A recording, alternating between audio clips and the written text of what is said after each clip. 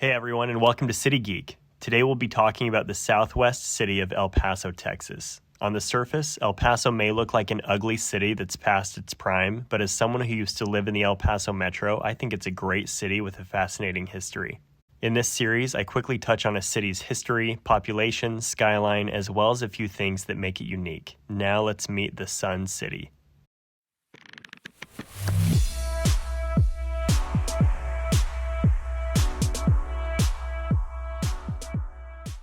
I always like to start by exploring how a city wound up being where it is today. El Paso's history is deeply intertwined with its border neighbor, Ciudad Juarez. The area has been inhabited for about 10,000 years, as evidenced by the Hueco tanks, which I'll talk more about later. The first Spanish explorer to arrive in the area was Juan de Oñate in 1598. Due to the break in the mountains near the area, he named it El Paso del Norte, or in Spanish, the Pass of the North. About 60 years later, an official settlement was established, and it grew to become a large agricultural center as part of the Royal Road connecting Santa Fe to Mexico City. After the successful Pueblo Revolt in northern New Mexico, El Paso del Norte became the temporary Spanish capital of New Mexico.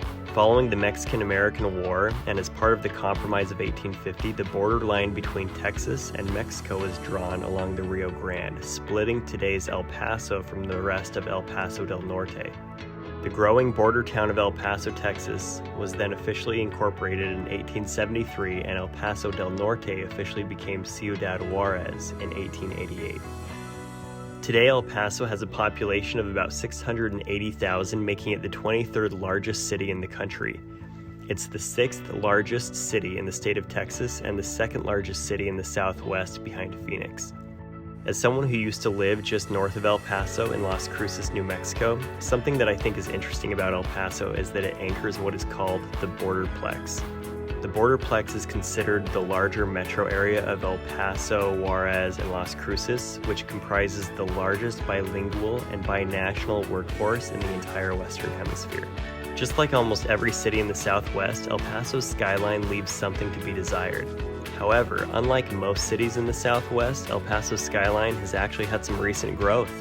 The West Star Tower was completed this year and is now the city's tallest building at 315 feet. It's the city's first office high-rise to be built in about 40 years. If you average the height of the 5 tallest buildings in the El Paso skyline, El Paso would rank just behind Wilmington, Delaware when compared to skylines throughout the country. El Paso has a lot that makes it unique as an American city. The first thing that jumps out to me, though, is just how close it is to the southern border. I know there are other metros in the US that border Mexico, but I can't think of a city where the downtown is as close to the border. If someone is aware of a downtown that's closer, please let me know in the comments. The distance between El Paso's downtown and the border is less than a mile, something that I always found interesting considering the close proximity of El Paso to Juarez is that Juarez has long been considered one of the most dangerous cities in the world, while El Paso is recognized as one of the safest cities in the United States. Another unique aspect of El Paso is the massive El Paso Star. The star sits on a mountain overlooking the city, and it consists of 459 bulbs that are lit nightly. El Paso is home to the University of Texas El Paso. The football stadium is nestled between some mountains and is named the Sun Bowl. Every year there's a postseason game in college football played there called the Sun Bowl, which is second only to the Rose Bowl as the oldest bowl game in the country.